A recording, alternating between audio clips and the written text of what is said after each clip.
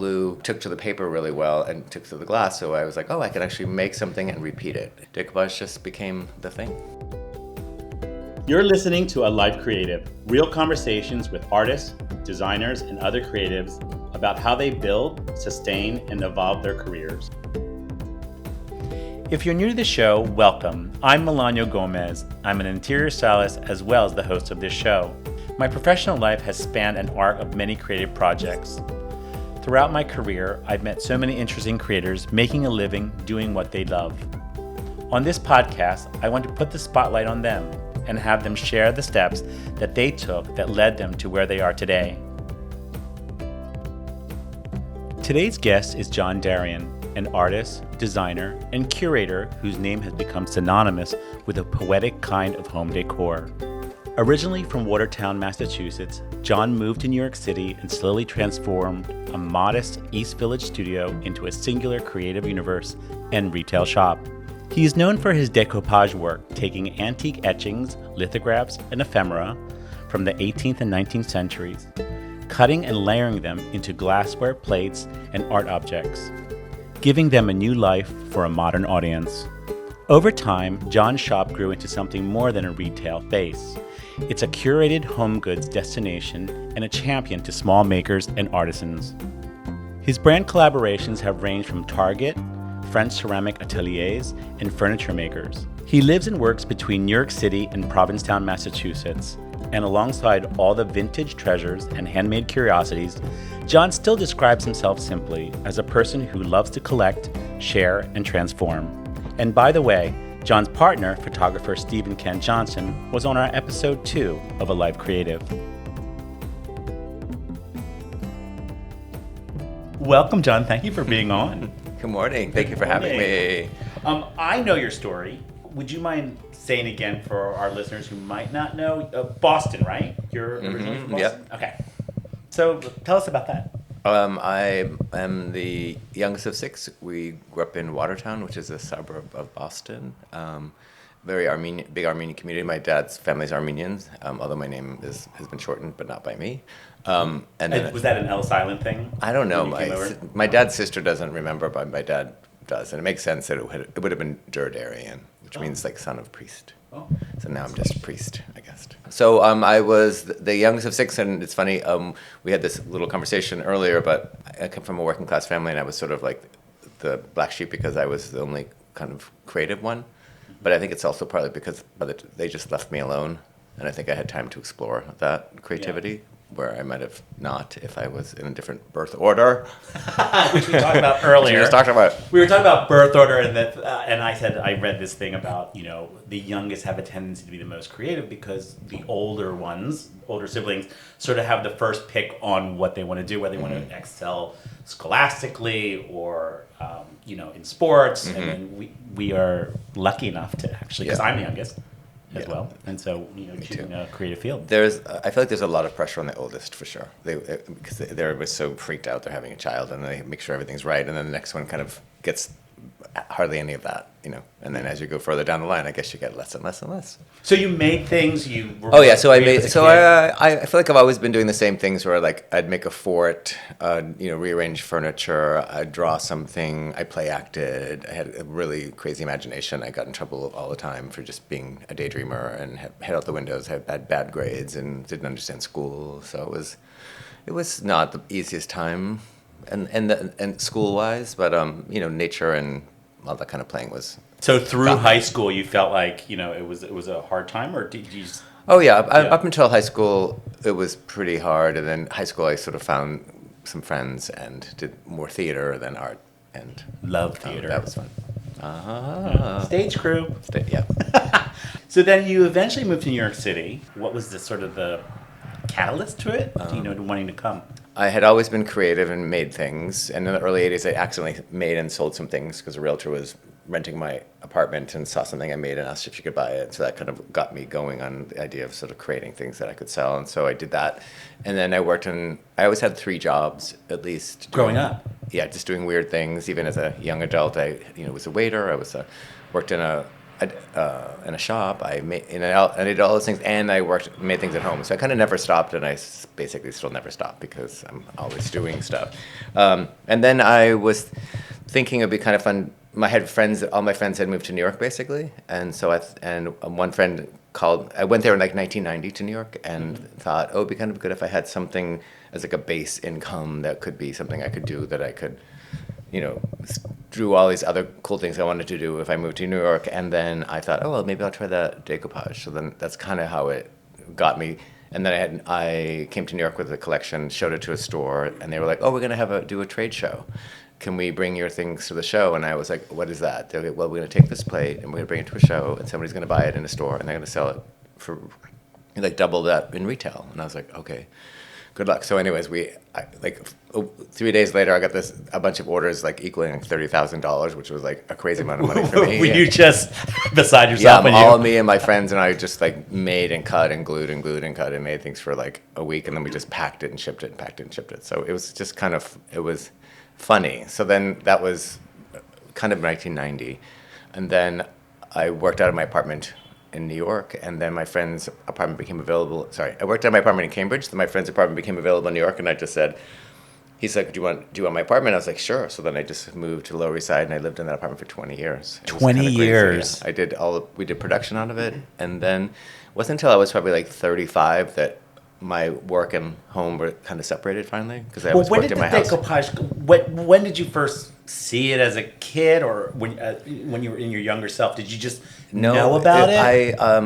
In the early 80s, I had sort of learned. In the early 80s, I was discovering antiques and things, and I found a box of antique books, and in some of the books were these color prints, and I was kind of inspired by them. So I had all this sort of broken paper ephemera, and I made things that I sold to in the shop in Boston called LaRouche. I did covered boxes and papers and maps and things, and that just kind of led to collages. And in the shop one day, a woman who painted furniture that she sold in the shop, her name was Emily Henry, and she had like a set of octagonal plates, like those French acroac ones. And she said, oh, people are doing decoupage on the backs of these plates. You should try it. And then I just took the plates, because she said, I don't have time. So I took the plates from her, and I went to my studio, and I made a couple plates using some original materials, which didn't really take to glue so well.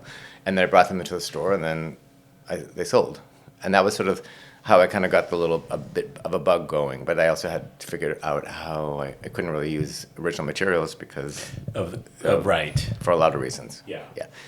So then it just so happened when I was in New York doing paste up work, I used a laser printer machine, and then I realized those copies. So you were freelancing as a mechanical person? Like when I was in New York, I dressed up as an Egyptian in malls. I had all these really weird, funny jobs in one summer, and then one of them was just my friends were starting a magazine, and they just needed me to be like a paste up person or gopher, and I had no experience, but I just did whatever. I was a quick learner. I was creative, so it's okay.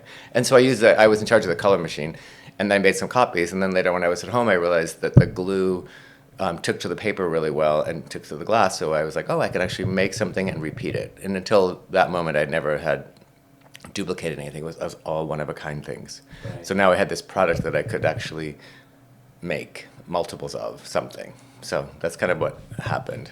And then I just thought I would move to New York because it might be more fun and I would do other things. But then decoupage just became the thing. And so then when did you decide to say to yourself, okay, I think I can sell these in a store or my own store? Or did you first say, I want to sell to particular stores, and then later what happened was it's like, I can do this. I didn't plan anything.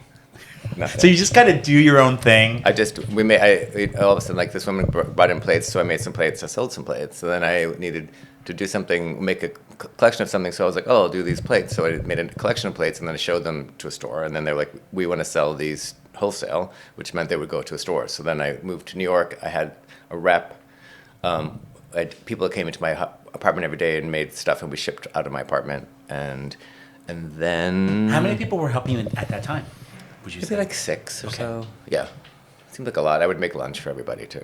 That's nice. Until these 2 Italian guys started working for me, and they said my lunch was awful, and then they started cooking. Then they started using all my ingredients in my apartment, and it became a war.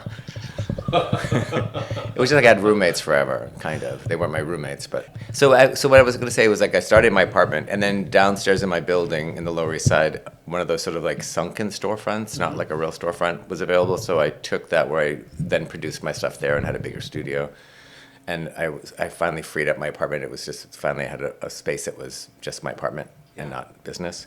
And then in around 94 or 5, it was too small of a space for me. And my friend Chris said, oh, there's a space on 2nd Street available. So I just went over to 2nd Street, saw the space, was like the third to look at it. I made an offer right away. And then when I looked at it, I thought, oh, it's a storefront. Maybe I'll do a store in the front and then have my studio behind that. So it had like a curtain that separated my store from my studio and the street. Did it keep getting pushed back no, as time went on? It didn't. It just all happened at once, probably around 2000 or 2001, where it was like, I want to make the store bigger and move my studio. So. And was that But again, I didn't really plan it. Right. I didn't think. Did you have the I would money never to thought do it would. it? No. No. I thought it would never. Even when I left the shop when I was working in Boston, I worked at the shop, and when I gave my notice, they were like, "Oh, we were going to make you manager," and I was like, "I don't want to work in a store." Although I loved it, I just didn't know what I wanted to do. But then it was just funny, like then suddenly I find myself the owner of a store. Like I don't want a store, and then here I am running. Which is very different, right? Owning it as far as also work because it's yours. yours. Right now we have there's 3 shops in a row in New York, and then 1 outpost in Provincetown in Cape Cod.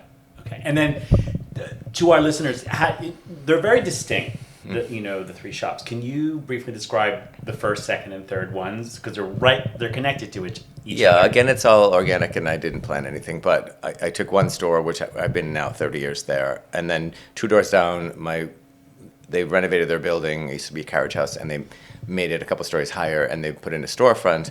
And the landlord was going to do a restaurant, but then he didn't, and they just sat there for 3 years. And then, I don't know, we just got to talking one day, and I was like, I don't know what I would put in it, but I guess I could take it. So then I rented the space thinking, so I just thought I called it dry goods just to give it a different name, even though everything is basically dry. And then we sold some of the textiles that we had, I had started selling in the other store, like a French quilt company and things like that. So I don't really even know what was in it in the beginning. We had a show for Hugo Guinness because I was like, oh, when I expand and take that space, we can have a show for you. And then I started having a yearly show for him, and that was sort of a fun event that happened in that space. And then the neighbors in between, they too decided to renovate their building, and they were living in their storefront, and they kind of gave it up, and then I took it over, even though I again said, I don't know what I would do with it, but I guess I could figure it out. And now they're 3 jam-packed spaces, so I don't know what I would do without them. Or where you'd ever. And one have space. There's a. Oh yeah. Downstairs, So what are you going to say? Yeah, one is like the original works in the decoupage and the collaboration and the plates from Astir de Valette in Paris, and then this new space was just bedding. That's called dry goods. And then the middle one I decided to call furniture because I do a furniture collection with Cisco Brothers. It's all handmade in North Carolina, so I thought I would put it in there. And we sell that and antiques in that space. So you had your decoupage in the first one. You Yes. started bringing in these linens, and I think when people come to visit your store, it's curated in a way where you want everything, first of all. But secondly, you realize that there are a lot of small designers or makers or producers that really have specialty goods. Did you intend that to happen, or do you search them out that way, because you want to curate your shop and you're actively looking for something special, Yeah, I would say for the first 10 years of being on that block, I had blinders on. I was just had to get, work, get things done, do this, do that. And I didn't really plot. I did a little bit of traveling. And then when I went to one of the first trade shows in Paris, that's kind of when I got inspired to carry more different lines of things. Because initially it was just my things and antiques. And then that sort of just expanded it in a bigger way. That was fun, just to find more things. And the thread between all the stores is that everything's handmade. Yeah. So there's a handmade, authentic quality to a lot of the stuff. And I don't know if you realize it, but I know that there are manufacturers who credit you for the beginning of their businesses, and you sort of, in a mentor way, One is Coral and Tusk, who Stephanie Housey, who we're going to be interviewing. She has an amazing story about presenting to you and how nervous she was. You're the most laid back person around, but she said it was her dream to be in your shop. And I think there's a lot of people you probably work with who have that same sentiment, but you don't realize it, do you? You just sort of go on. Like I said, nothing's planned. Yeah. People ask me questions or come from, I'll give advice if I have it. A lot of people will reach out to me and be like, can we talk about running a business? And I'm like, I have no idea how to run a business. I'm the last person you should ask, or how do I start a business? And I would say, oh, maybe get out a loan or something, because I had no money to start. It took me a while before I could actually have nicer things, because I would sell a few things, get something nicer, sell a few of those things, get something even nicer. So I just have never been good with banks, money. How do you balance it when you don't have that expertise, especially running a business in New York? Do you just try to find It's basic math. I just keep it super simple. When I first moved to New York, I had this great accountant whose name was Reggie Waldron. She was like a hand and foot model too. She was super lovely, and she never shamed me and just kind of kept things simple and explained to me, how to, Tom Delavan from Tom. He was a roommate of mine in Cambridge, and he helped me do my taxes one year, and I used that sample for like 3 years in a row just as the model, just to keep it simple, and so I haven't grown that much because I don't really, we don't even have a point of sale system. It's basic, meaning just, so it's basically basic math. So I don't really have any of those skills, but I do like things, and somehow I've been able to juggle. So I guess and sort of learn it as you go on. Yeah, and then with Stephanie, it just kind of came organically. Like I said, I don't really plan anything. My friends had an apron made with a cat on it, or maybe it was an anchor that Stephanie made, and I was like, I would sell these. These are nice. And then so Stephanie met me, and we talked about products, and if I could help her in any way, I would, because she's amazing and talented. It was great to meet someone that just was into making and creating and sharing. Same with Olivia, who does the green vase, the paper flowers. Oh, they're beautiful. Yeah, she reached out to me in an email once out of the blue, and I didn't know her, and she might have had a Martha Stewart connection. Mm-hmm. I think she freelanced as an assistant on several shoots with Brian Andreola. I think that's who her friend was, Martha. And then I just started carrying her things, and it just kind of, I think it helped her in a way, but I just loved them, and again shared them. So it wasn't like I planned to help anybody. I mean, I'm not against helping people. That's not. I don't mean to sound that way. I just mean I didn't know it was that my guidance was that important. But in the end, I think I did help. Yeah, and there's a guy who designs and manufactures metal. Oh yeah, Tommy. Yeah. Yeah. And how did he come about when you... He just reached out to me as well and asked me some business advice. And I just said that no one's doing what he does, and he really can just do whatever he wants and just to continue being as creative as he wants. And that's what he did. So, because I feel like there's some people that will try to water down their products or things because they think to make it more accessible to more people or to simplify their costs or something. But I sometimes feel like people, if they love it, will buy it. If you do something that's special, people appreciate it. Right, so I just felt for him the sky's the limit. He could do anything in that field, because I feel like no one's really doing it, and it's such a classic, old-fashioned thing that I loved and seen. So I was very supportive too. I was like, oh, that's great. I also love the paper flowers because they are a craft. She's like a sculptor, and she just makes these things, and everything's one of a kind, and the plants that she does are really special and hand painted, so you're kind of getting something more than art pieces. Yeah, something like that. Yeah. Olivia Chetty is the green vase. Yeah.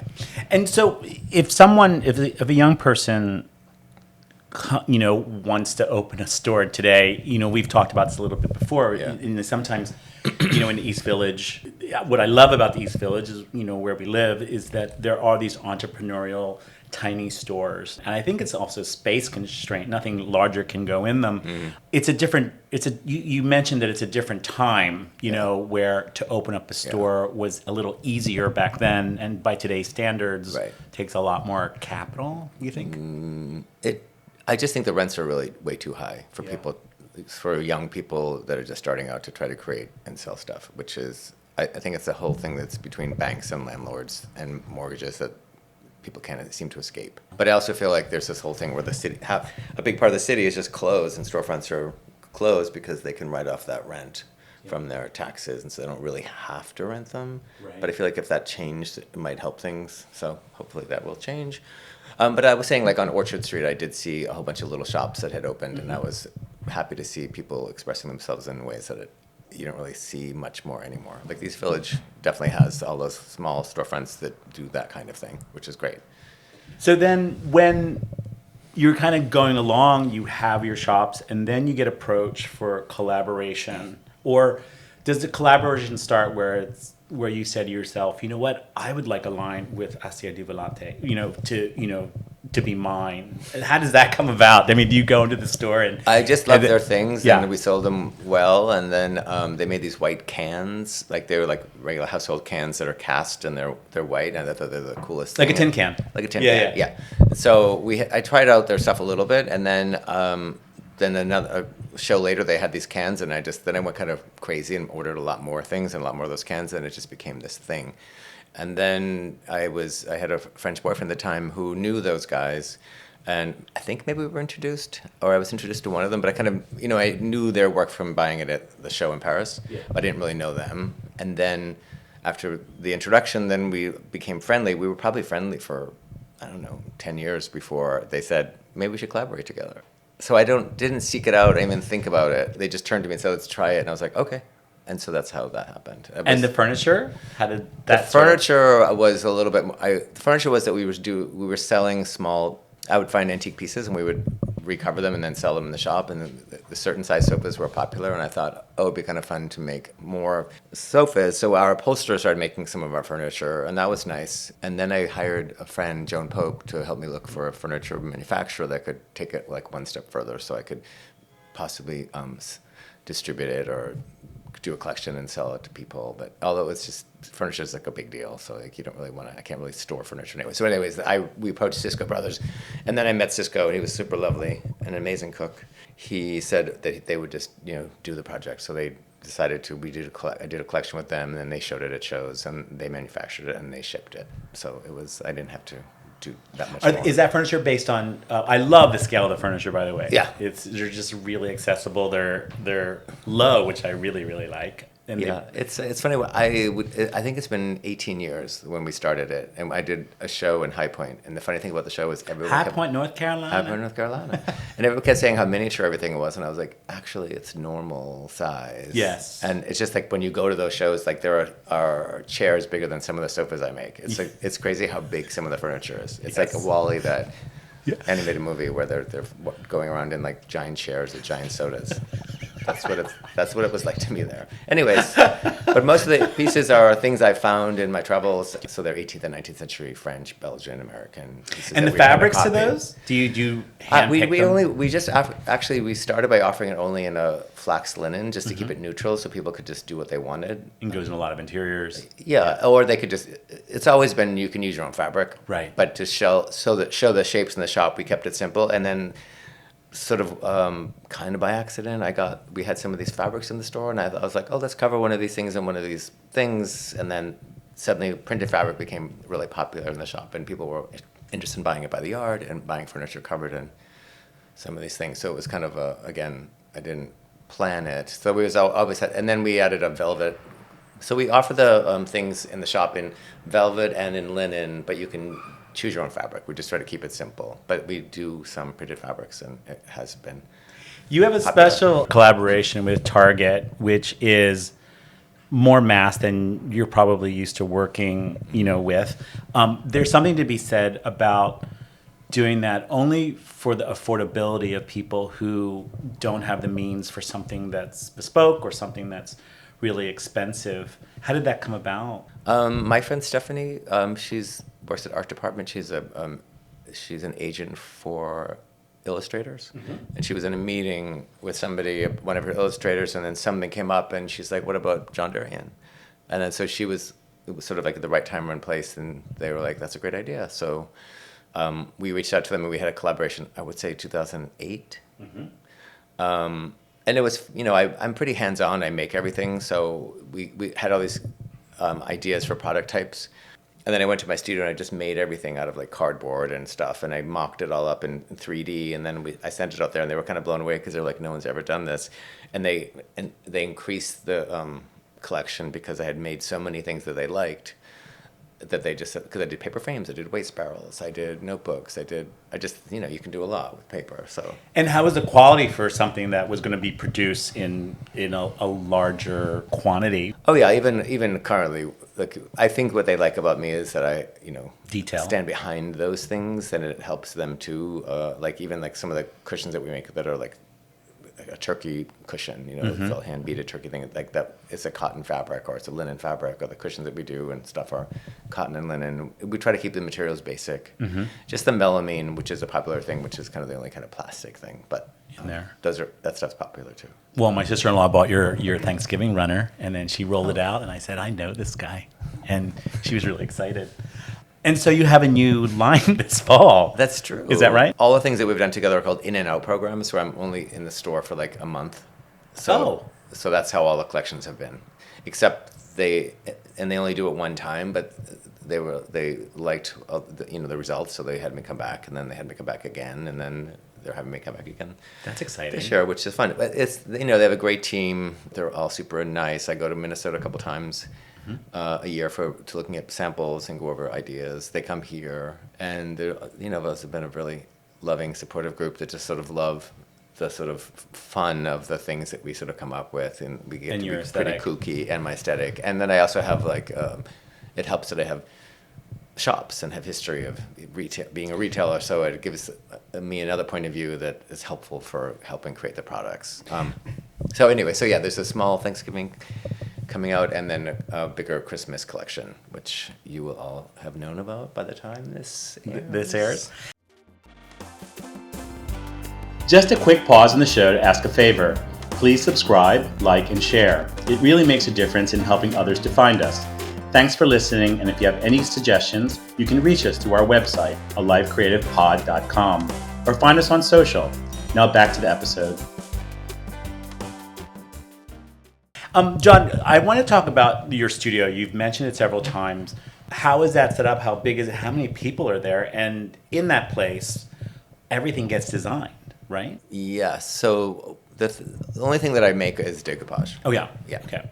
We do some cards and stuff that are printed in New York, but otherwise what we wholesale and make are decoupage things, and some of the melamine that I've done. Are these artists, or are they like the people that work in my studio?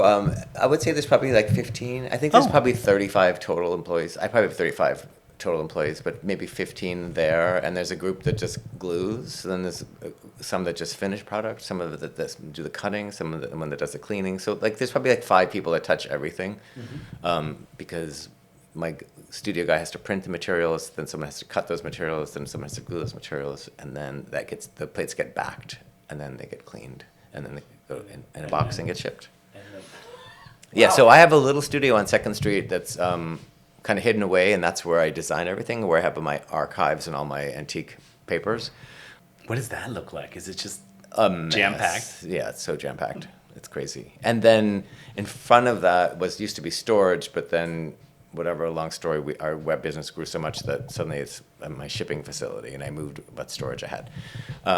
So you go through this like dense space with shipping materials, and then some people working on web orders, and then in the back is this little space, and I'm back there. That's where I design things. But then where we make everything, it's like kind of like 2,000 square feet of space, street level, and like another 2,000 storage, and that's on Christie Street. On Christie, in the city? I've been there for like 25 years, yeah. Wow.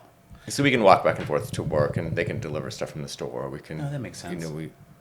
Our web business, like I said, has grown so that they'll come to pick up some things from the stores that go with orders there, or they'll drop stuff that go with orders from the store. And we have a shipper at the studio and a shipper on 2nd Street that does.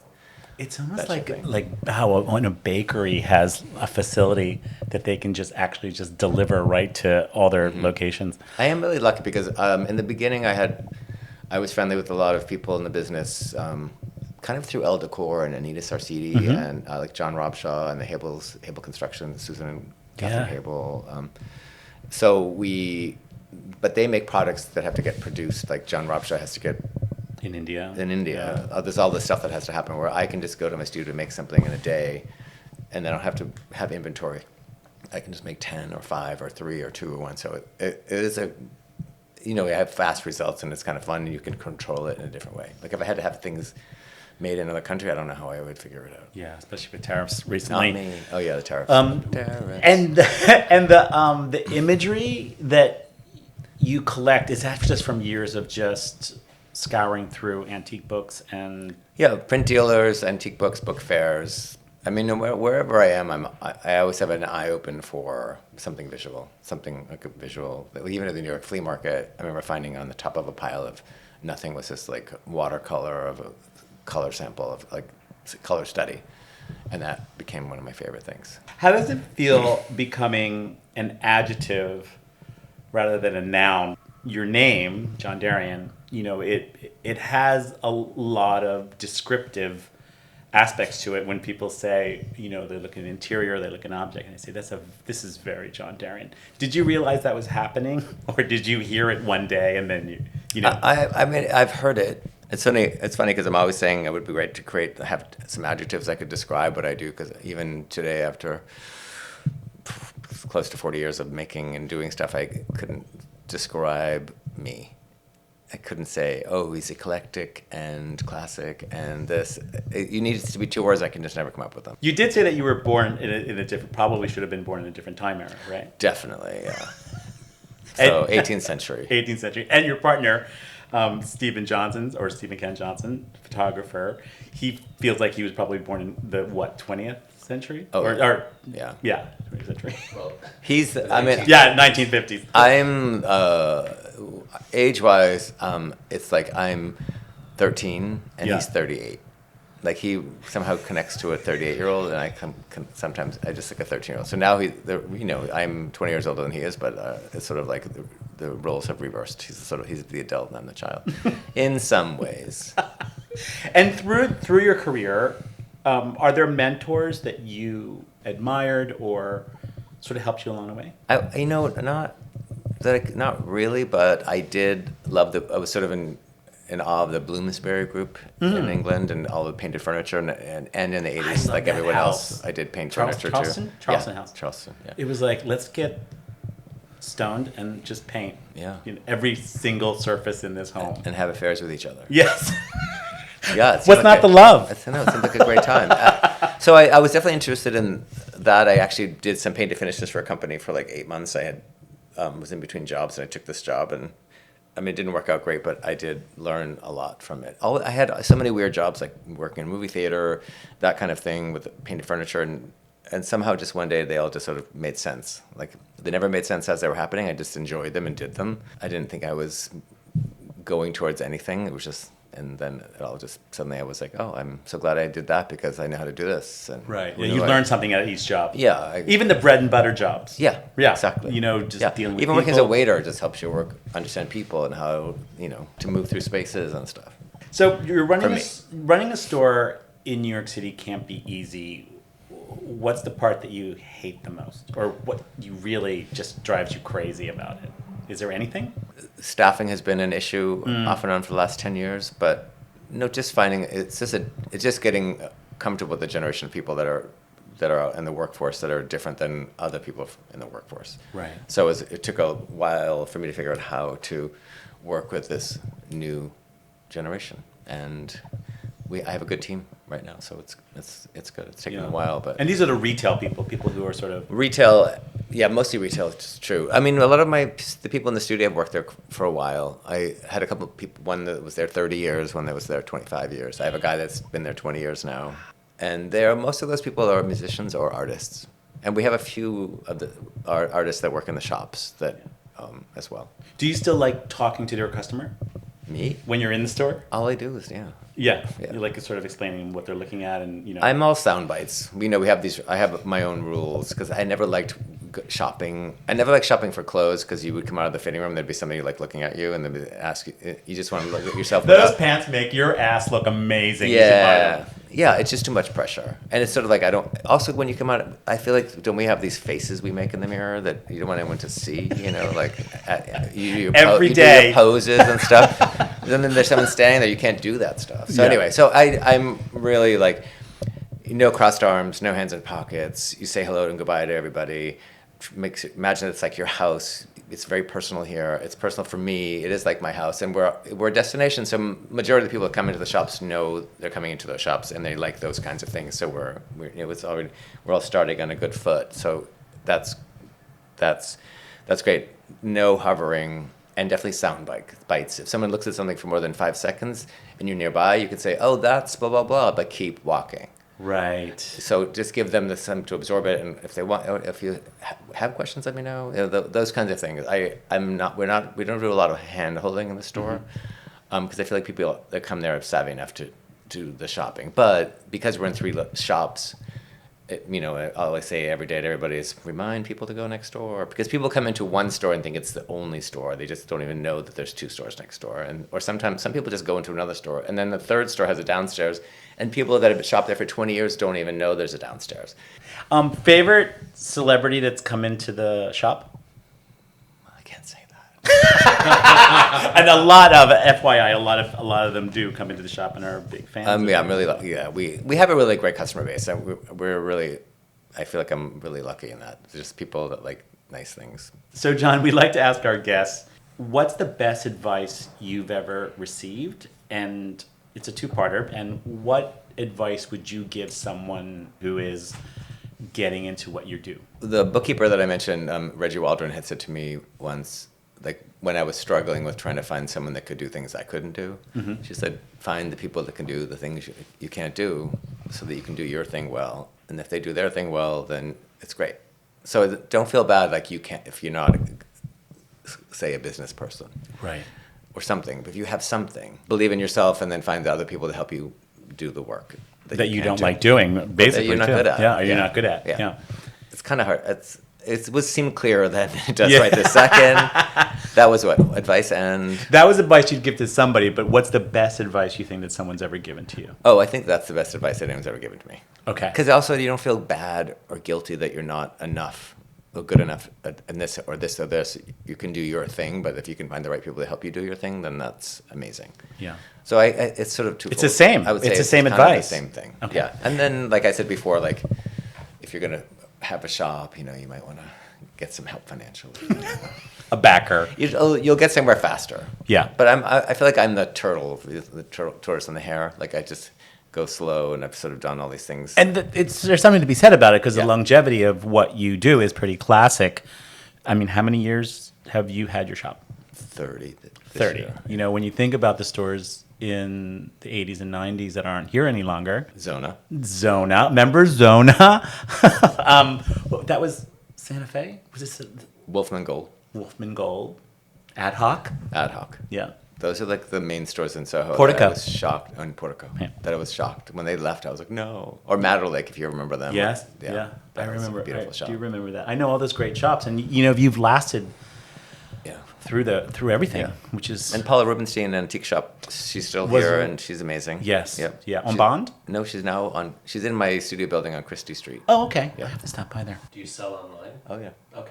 Do you want to say anything about that? Oh, yeah. Like what I was saying before, once 2020 happened, and we had to kind of close the store, suddenly we had this time to actually put more things on our website. And you were done with sourdough? Yeah. You're done. You're done baking bread. I never stopped working. That's that unfair thing. When everyone's like, "Oh yeah, I did this and this, and I went there for this." Steve and I went to Provincetown for like a week, and then all of a sudden I realized I had all these web orders, and I have no staff, so we had to go back to New York to fill those orders. And then Steve and I, we have videos of him pushing 100 packed boxes. One day we shipped 100 boxes out and pushed it out for the UPS man, who was not that happy, but anyways, it was fine. But we have a much better site than we've ever had. It took a while, and it took COVID basically for us to have some free time to actually have the time to add to it. Because we had people come in the shop and like, oh, wish this was online. I'm like, how could we ever get it online? There's so much stuff here. And then we do put one-of-a-kind items, and my staff looks throughout the day, and if something sells, they just take it off the floor and they tag it or something like that. So we're able to sort of share some of those cool, weird things as well as the stuff we make. And the whole wholesale aspect of it, do you still have to do shows, or do you have just reps that sort of sell to other parts of the country? I haven't had a rep since 2008. I had one for 12 years, and they were great, but then the economy kind of crashed, and then they raised their rates, and I was like, I just don't think I can do that anymore. And then I had a bookkeeper, so we did the billing. And we did trade shows every year until 1919. But the funny thing is, like, most people that come to New York visit my shop. People that come to the gift shows visit my shop or the Bergdorf's to see what's happening in stores. So like people come to me. So one day I was like, why are we spending $80,000 a year on these shows when people already come to me and I could save that money and do better? And they can order from you direct, right? Yeah, so they come to our shop and we have a little private show twice a year. Okay. In the shop. There is one object in your shop that I absolutely love. It's an architectural building. Is it the Chrysler Building? No. Flatiron. Flatiron. And it's a model. Well, that's how much I remember. It's a Flatiron. And who made that? And where's that from? Adam Kurtzman. Super nice. He just came by the store one day and said, I make these lights. Would you guys ever want to have them on consignment? And he sells at a gallery in California called Blackman Cruise. Okay. But he's from New York, and he had a studio here, and I think he kind of moved. Anyway, so we were like, sure. And he's the nicest guy. I don't know if you know the excitement that people probably have having John Derian say, sure, let's try it. Let's do it. Yeah, well, I mean, they're cool things. They're handmade, and we all love them. And if I don't have to invest in them financially, that's great. It looks amazing. Yeah, they're light fixture. So it's a light and a sculpture, I guess. He does some hanging ones. We have a Saturn, and we have 2 other pendant lights, and we have that from him. But he does amazing things. Anyways, it takes them months to make them, but more so the production is where all the time involved in making one happens in production. So the last question we have is there anything that is inspiring you lately? I have to say there's a shop in Marseille called Maison Emperor, which is one of my favorite shops in the world. I think it was a family hardware store, and then like the granddaughter sort of started adding more stuff to the place and cobbled together a bigger store in a kind of spread out location, like in the maybe 2 or 3 storefronts. And it's just great. It's like the real deal. Like you go in and there's guys buying screws and bolts and things, and then you go upstairs, then you can buy some fabric, then you go somewhere else, you can get some pictures. It just made me feel good about, sharing those kinds of things with people. So I was definitely inspired by them having a store, because I was like, okay, I like having a store. This store makes me feel good, and having a store. I love the idea of that. There's a story in California. It's a post office, but they curate it. You can mail things and you can buy boxes and things, and it's in Larkspur, California. But you go into the shopping center and it looks like a post office from outside, but it's curated with world objects, German brushes, and you get St. James striped shirts, and it's really, the idea of that is kind of great. If you had a connection to a hardware store and all of a sudden you're like, I want to bring something else in.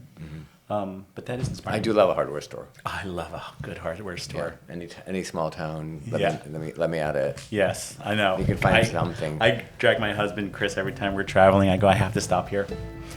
John, thank you. This has been a thanks for very having special interview and taking the time to talk to it. Sure thing.